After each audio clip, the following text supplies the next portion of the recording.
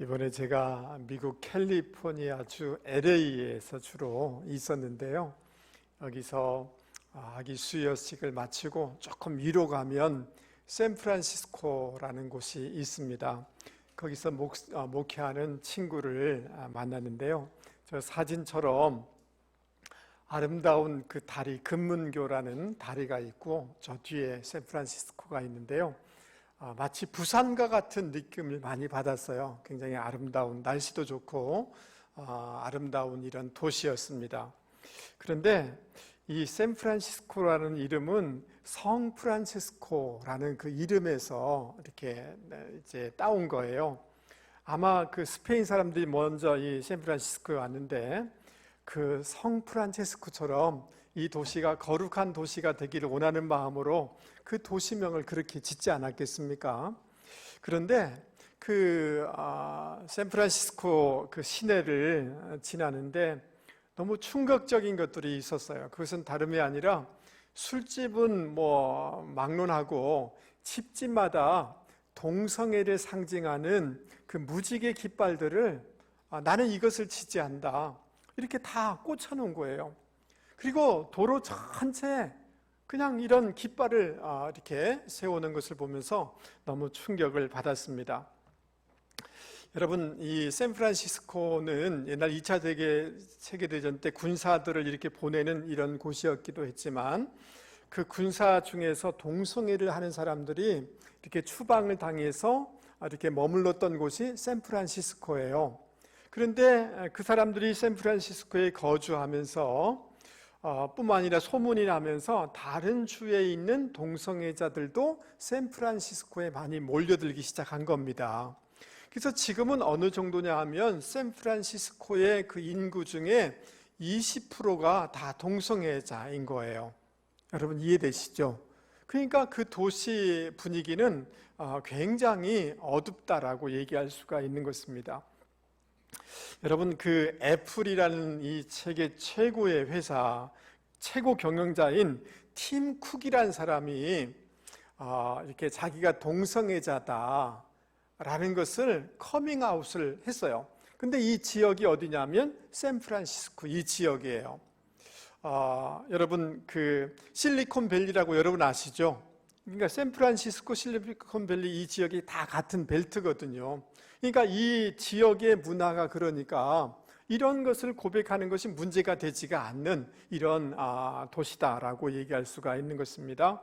그래서 사람들은 이 샌프란시스코, 실리콘밸리를 뭐라고 얘기하냐면 세계 게이들의 수도다라고 이렇게 얘기를 하는 거예요. 제가 여기를 이렇게 간다고 하니까 제 친구 교수가 있는데요. 그 샌프란시스코는 너무 죄된 도시다라고 저한테 이렇게 얘기를 하는 것이었습니다. 근데 이제 2015년 6월 26일, 뭐 좀 가까운 때겠죠. 이때 미국 그 연방 대법원에서 무슨 판결을 하느냐 하면 동성혼이 합헌하다라는 판결을 선포하게 되어져요. 여러분 뭐 대구나 어디 동성애 뭐 퍼레이드 하는 거 있잖아요. 주로 언제 하느냐면 6월 26일 날 많이 해요.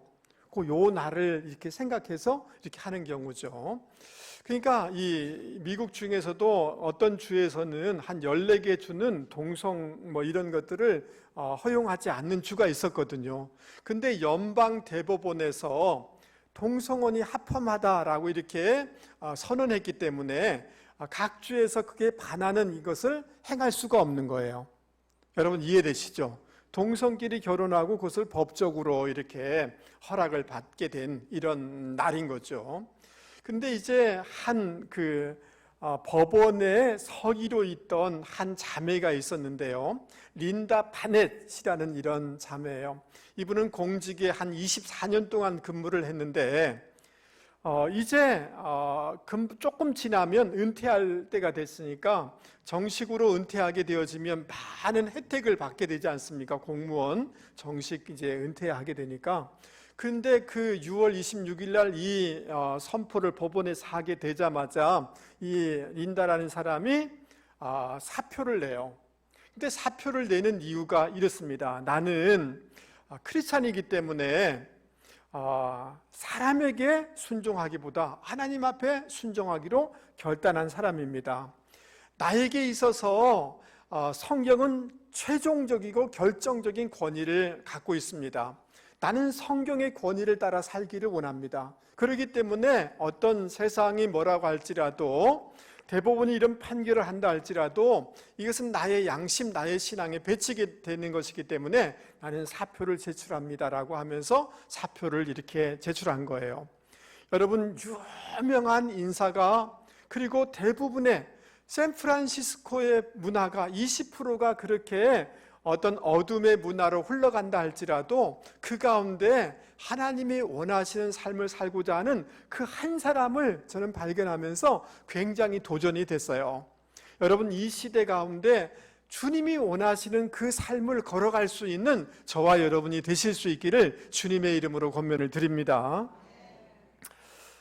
왜 이 사람이 이 사표를 낸 겁니까? 자기가 법원에 있기 때문에 자기 손으로 남자끼리 여자끼리 와서 우리 결혼한 부부입니다라고 하면 자기가 그 서류를 만들어서 도장을 찍어서 당신들은 결혼 부부입니다라고 자기 손으로 그 서류를 줘야 되는 거잖아요. 하나님의 백성으로 하나님의 성경을 믿는 사람으로 그것을 할 수가 없기 때문에 많은 혜택과 특권이 있지만 그것을 내려놓고 이런 결단을 하게 된 거죠. 여러분, 이 시대 가운데 우리 사랑하는 비전의 성도들이 세상이 어떠하든지 간에 주님의 원하시는 것, 주님이 기뻐하는 삶으로 나갈 수 있는 저와 여러분이 되기를 다시 한번 주님의 이름으로 권면을 드립니다. 자, 그러면 우리가 주님이 원하시는 삶을 살려고 하면 주님이 어떤 것을 우리 가운데 원하시는지를 알아야 되지 않겠습니까? 그래서 오늘 성경 말씀을 통해서 주님이 원하시는 것이 무엇인지를 같이 살펴보려고 하는 것입니다. 여러분, 오늘 말씀에 보면 맥락을 좀 이해할 필요가 있는데, 지금까지는 유대인들이 예수님을 올무에 빠뜨리기 위해서 여러 가지 질문을 해요. 근데 오늘 본문은 예수님이 먼저 이 사람들에게 질문하는 것을 볼 수가 있습니다. 여러분, 마가복음 12장 35절 말씀을 한번 보시기 바랍니다. 예수께서 성전에서 가르치실새 대답하여 이르되 어찌하여 서기관들이 그리스도를 다윗의 자손이라 하느냐. 어찌하여서 예수님을 다윗의 메시아를 다윗의 자손이라 하느냐라고 주님이 질문하시는 거예요. 질문하신 이유는 뭐냐 하면 예수님 메시아와 다윗의 관계를 통하여서 그들이 갖고 있는 메시아의 왜곡된 것들을 고쳐주기 위해서 먼저 질문하신 것입니다. 특별히 서기관들은 이 구약의 율법이라든지 말씀을 통하여서 메시아가 오는데 다윗의 후손으로 온다는 성경 구절들을 통해서 그런 지식을 알고 있었어요. 그리고 유대인들도 메시아는 다윗의 후손으로 올 것이다라고 그런 생각을 다 가지고 있었습니다. 그러나 이들이 갖고 있는 이 신앙적인 지식이라는 것은 온전한 것이 아니었어요. 온전한 그 통찰력을 보여주는 것이 아니었어요. 그래서 주님께서는 이것을 가르쳐주기 위해서 이런 질문을 하고 있는 것입니다. 다윗의 자손으로 오지만 예수님은 누구시냐 하면 하나님의 아들이라는 거예요. 신적인 존재, 하나님이라는 것을 가르쳐주기 위해서 주님은 이런 질문을 하고 있는 것입니다. 여러분, 36절 말씀 보세요. 36절 여러분 찾으셨죠? 다윗이 성령에 감동되어 친히 말하되 주께서, 그 다음 뭐예요? 내 주께 이르시되, 이게 이 시브리어 성경에서는 시편 110편의 말씀인데요, 여호와께서 내 주께 말씀하시되, 하나님께서 예수님께 말씀하셨다라고 얘기하고 있는데요, 다윗이 예수님에 대해, 메시아에 대해서 뭐라고 얘기하느냐 하면 내 주님이다 라고 이렇게 얘기하고 있잖아요. 근데 아까 선지자들, 서기관들, 유대인들은 예수님이 다윗의 후손으로 인간적인 면을 알고 있었지 않습니까? 그런데 성경을 봐라. 구약 성경에 보니까 다윗이 예수님을 내 주님이다라고 얘기하지 않았느냐라고 얘기하고 이 구절을 내면서 바로 나는 하나님의 아들이야 라는 것을 지금 서기관들과 또 제자들과 유대 사람들에게 지금 가르쳐주고 있는 것입니다. 그러면서 그 뒷부분을 이렇게 얘기하고 있습니다. 내가 내 원수를 내 발 아래에 둘 때까지 내 우편에 앉았으라 하였도다. 이 말씀은 무슨 말씀이냐 하면, 여러분 그 여호수아의 말씀에 보면 그 여호수아와 이스라엘 백성들이 전쟁에서 승리하게 되어져요.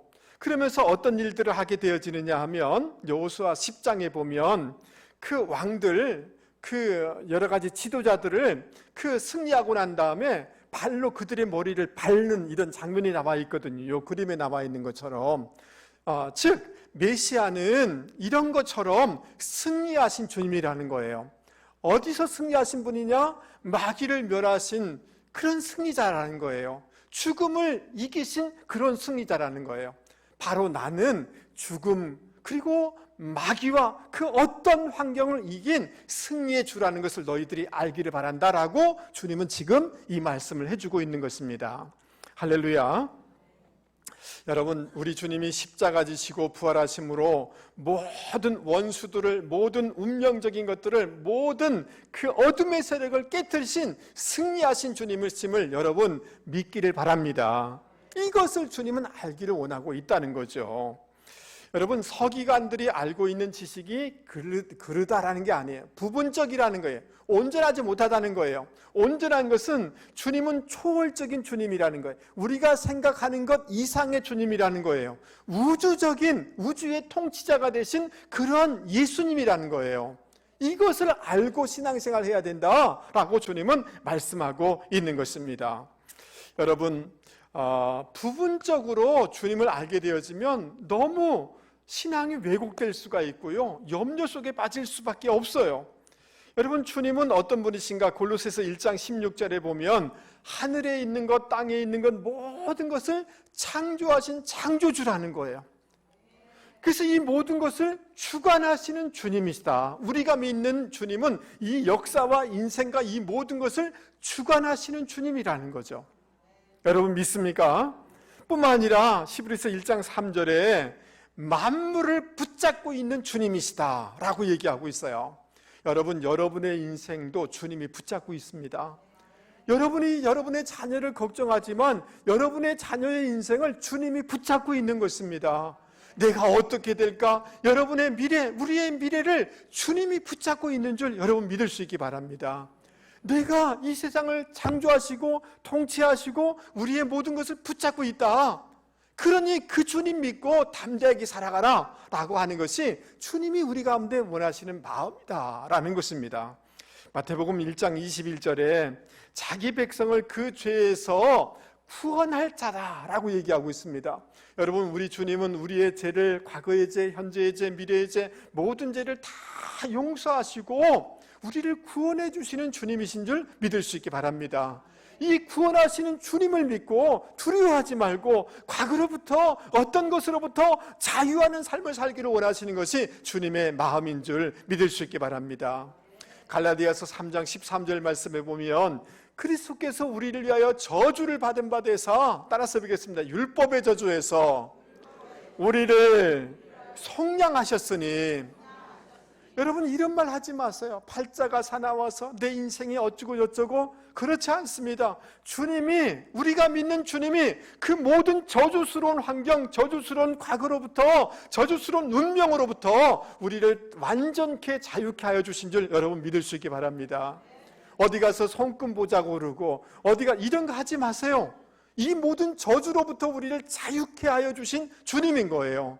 그 주님 믿고 우리 집안이 아버지가 가난했기 때문에 내 인생도 그럴 수밖에 없어, 그렇지 않다는 거예요.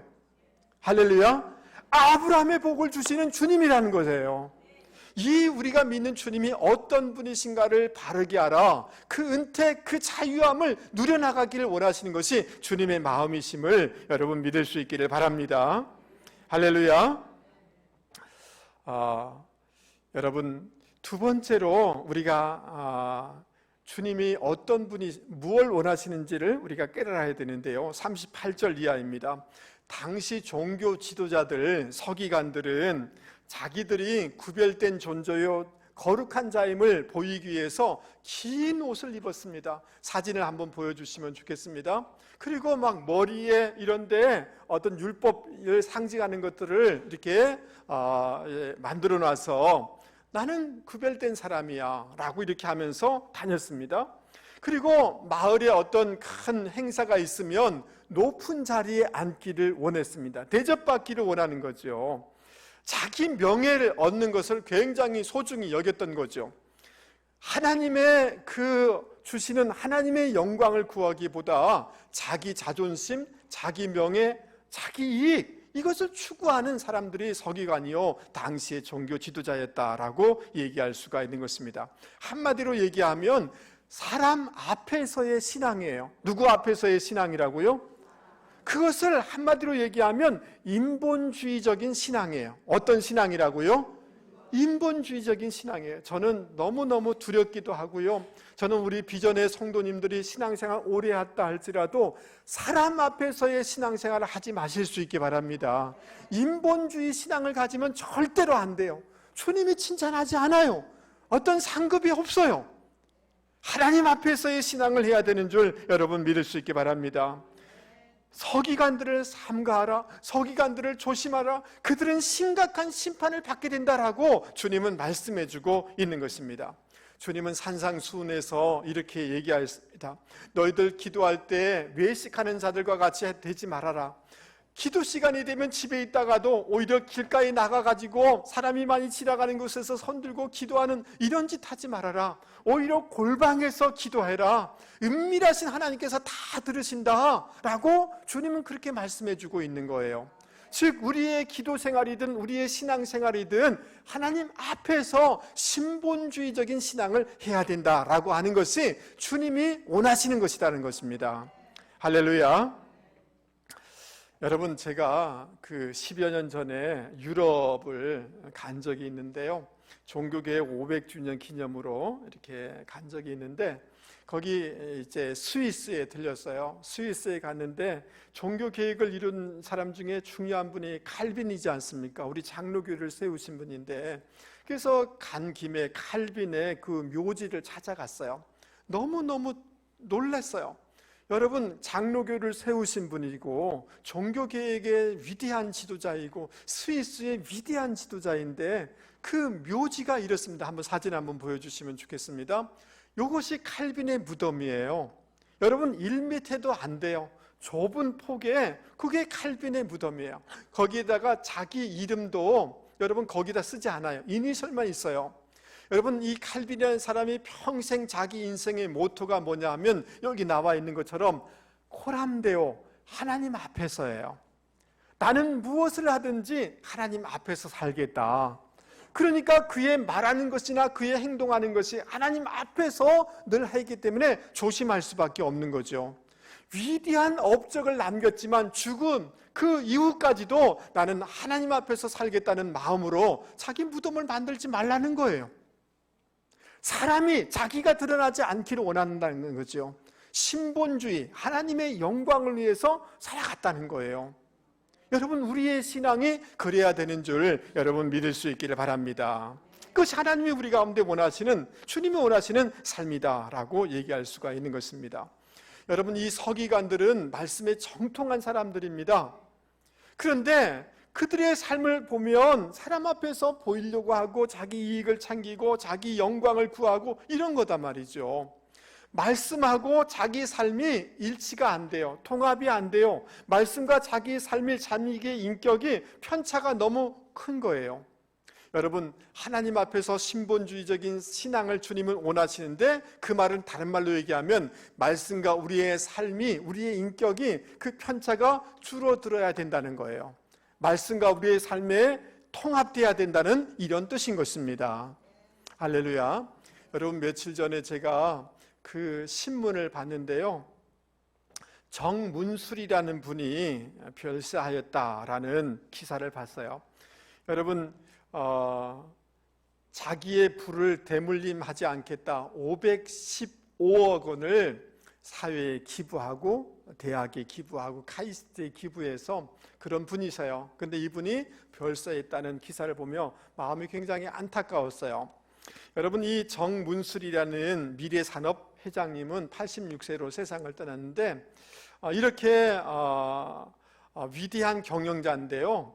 여러분, 그 월간 CEO라는 잡지가 있는데요. 경영자들이 주로 보는 잡지예요. 한국의 100대 기업의 노조위원장들에게 너희들이 가장 존경하는 CEO가 누구냐라고 했을 때 이 정문술이라는 사람을 1등으로 뽑았던 사람이에요. 여러분, 이분은 여러 가지 최우량 기업, 한국 경영자상, 정부에서 각종 모든 상을 받은 사람이 정문술이라는 이런 분이에요. 근데 이분이 하루아침에 이런 위치에 있는 것은 아니었습니다.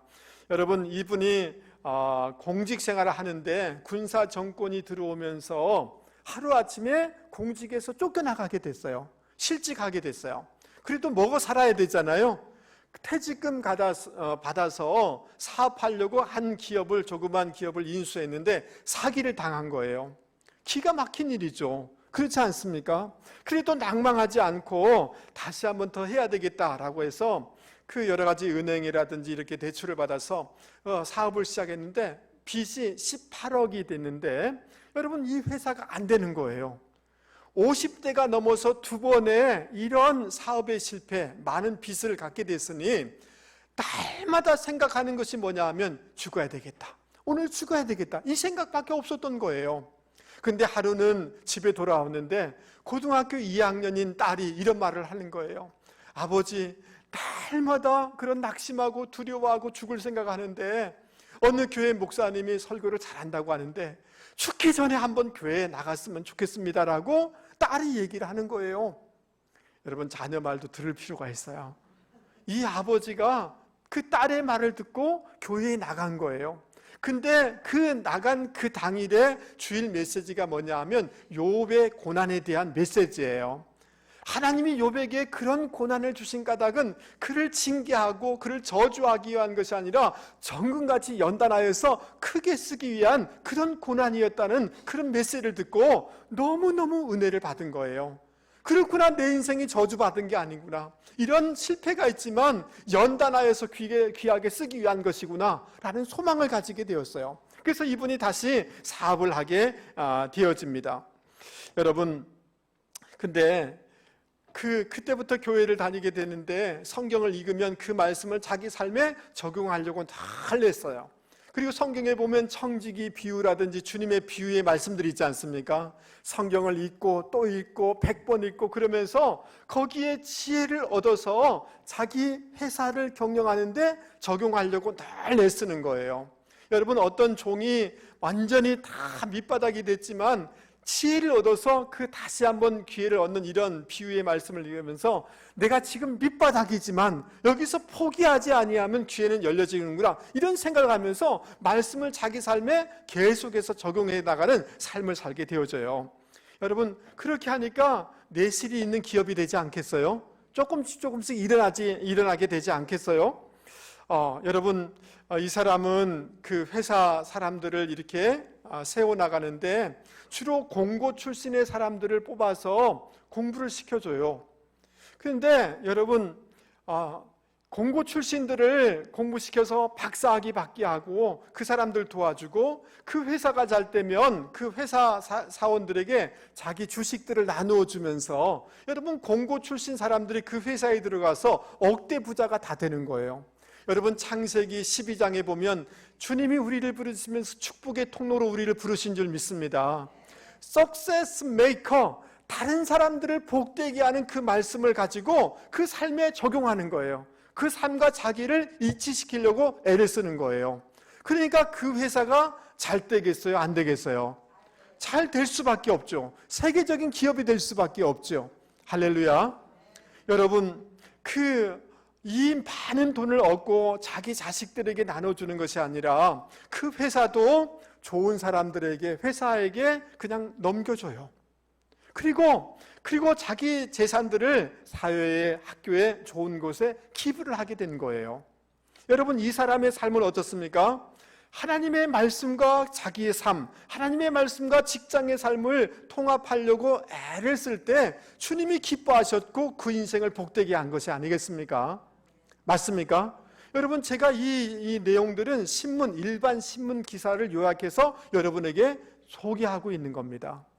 말씀과 삶이 일치하려고, 통합하려고 신본적인 신앙을 가지려고 했을 때 세상 사람들이 존경하더라는 거죠.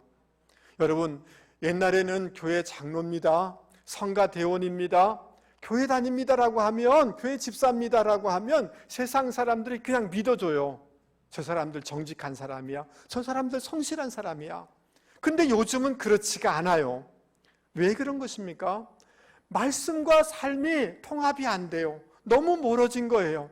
너무, 여러분, 사람들 앞에서 신앙생활 하지 마세요. 인본주의적인 신앙을 가지 마세요. 이거 아무런 열매가 없습니다. 주님 인정하지 않습니다. 주님 열매 상급 주지 않습니다. 하나님 앞에서 신본주의적인 말씀과 우리의 삶을 통합되려고 애쓸 수 있는 저와 여러분이 되기를 바랍니다.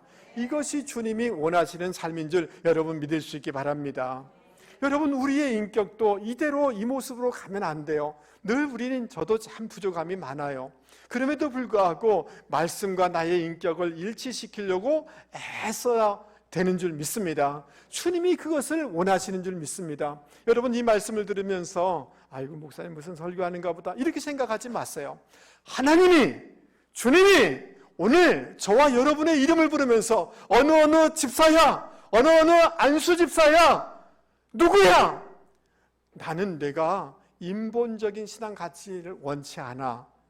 말씀과 삶이 통합되기를 원해. 가까워지기를 원해. 그것이 내가 너에게 원하는 거야 라는 이 주님의 음성을 들을 수 있는 저와 여러분이 되기를 바랍니다. 그러면 여러분, 세상에 선한 영향력을 끼치게 되고요, 하나님이 책임져 주시고요, 하나님이 복을 주실 줄 여러분 믿을 수 있기를 주님의 이름으로 축복합니다. 할렐루야. 여러분, 우리가 알아야 될 것이 있습니다. 세 번째는 그것은 뭐냐 하면 41절 이하를 보십시오. 여러분, 성전 입구에 헌금함이 있어요. 여러분, 저 사진 한번 보세요. 팔각 기둥에 헌금함이 있어요. 그게 한 13개가 있어요. 여러분, 그 헌금함에 저런 그 동전 헌금을 이렇게 드리게 되어져요. 근데 지금 여러 사람들이 와서 그 헌금함에 헌금을 했어요. 부자들이 와서 헌금을 했어요. 헌금을 많이 했겠죠? 그러니까 소리가 다르지 않겠습니까? 작게 한 푼, 두 푼 하는 사람하고 많이 하는 사람하고 소리가 다르지 않습니까? 소리가 쿵 하고 소리가 짱그랑하고 크게 나니 사람들은 이야, 저 사람 하나님 사랑하는가 보다, 대단한 신앙의 사람인가 보다, 하나님이 복 주어서 그런가 보다 라고 이렇게 생각을 했어요. 그런데 그 성전 입구에 가난한 한 과부가 와서 헌금을 하게 되는 거예요.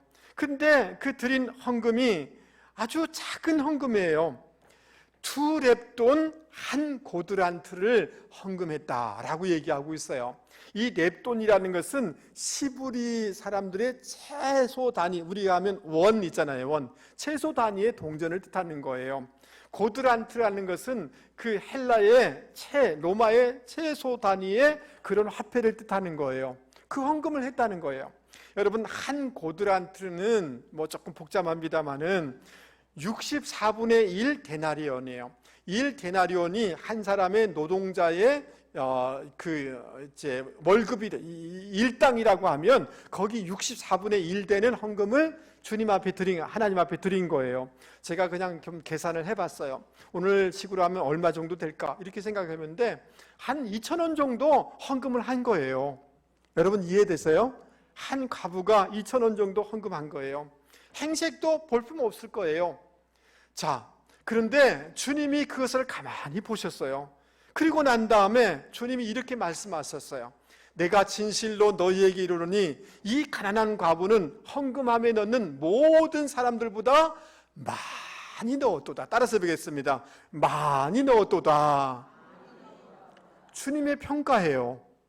여러분, 주님이 보시는 시각은 사람이 보는 시각과 다른 거예요. 다른 사람은 양을 볼지 몰라요. 외면을 볼지 몰라요. 그러나 주님은 내면을 보시는 거예요. 질을 보시는 거예요. 과정을 보시는 거예요. 중심을 보시는 거예요. 할렐루야. 예, 그렇기에 많이 넣었도다 라고 평가하십니다. 여러분 44절 말씀을 같이 한번 읽어보도록 하겠습니다. 여러분 44절 크게 같이 한번 읽어보죠. 그들은 시작. 그들은 다 그 풍족한 중에서 넣었거니와 이 과부는 그 가난한 중에서 자기의 모든 소유 곧 생활비 전부를 넣었느니라 하시니라. 아멘. 여러분 주님은 이 사람의 그 중심을 다 보신 거예요.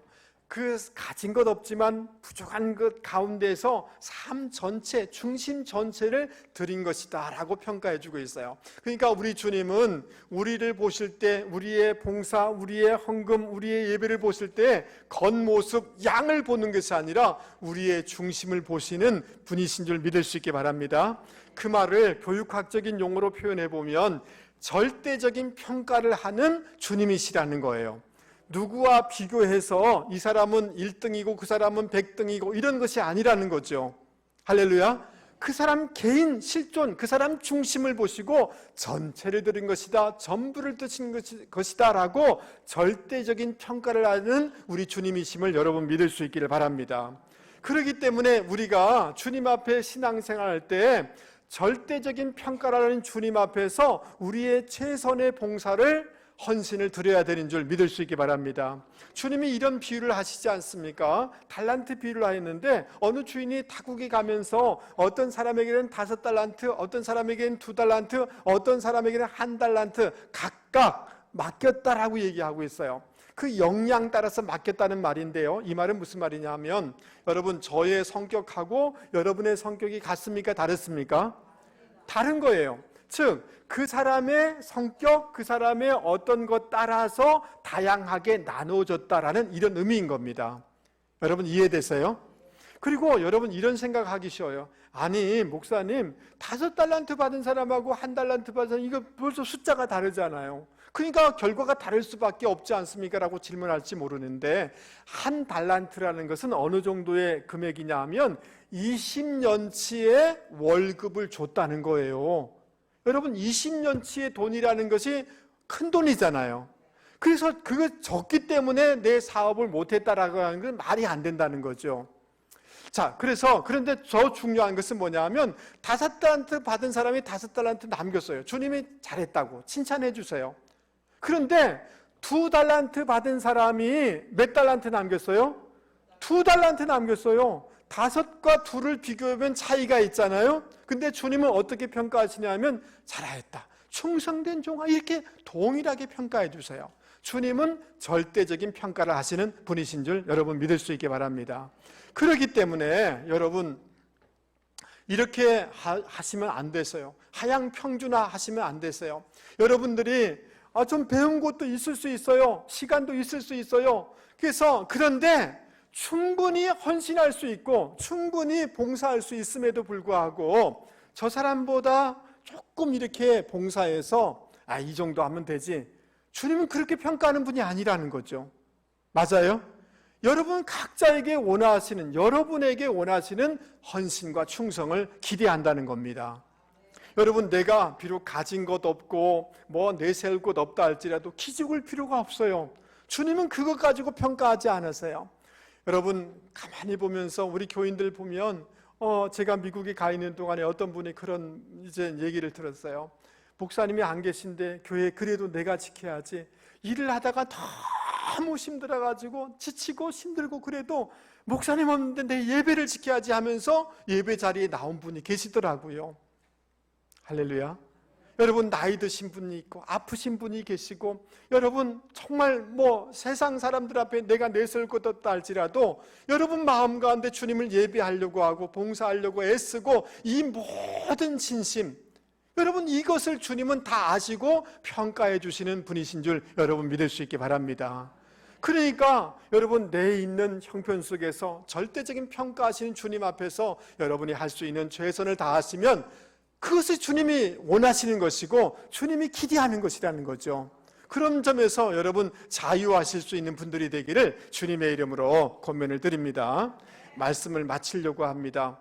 여러분 주님이 우리 가운데 원하시는 것이 무엇인지를 바르게 알을 때 바른 신앙을 할 수 있게 되는 줄 믿을 수 있기 바랍니다. 아멘. 여러분 저를 한번 보세요. 우리 옆에 사람, 저 보지 마시고 옆에 사람한테 보면서 이렇게 얘기하겠습니다. 집사님이 믿는 예수님이 대단한 분이시라면서요. 근데 집사님 왜 걱정하세요? 예, 여러분 우리 주님이 대단한 분이신 줄 믿을 수 있기 바랍니다. 승리하신 주님이신 줄 믿습니다. 우리 인생을 붙잡고 있는 주님이신 줄 믿을 수 있기 바랍니다. 그 주님 믿고 살아가기를 주님은 원하고 있는 줄 믿습니다. 절대로 사람 앞에서 봉사하지 마세요. 신앙생활 하지 마세요. 말씀과 삶이 통합되려고 애를 쓰는 분들이 되기를 바랍니다. 주님은 그것을 기대하고 있는 줄 믿습니다. 그리고 여러분 주님은 절대 평가하시는 분이세요. 아멘. 예, 여러분이 오늘 헌금 못할 수도 있어요. 2,000원 헌금할 수도 있어요. 그러나 주님은 그 진심을 보시는 분이세요. 아멘. 그렇기 때문에 여러분의 있는 형편 가운데, 처지 가운데 최선을 다하면 최선 다하기를 원하시는 것이 주님의 마음이신 줄 여러분 믿을 수 있기 바랍니다.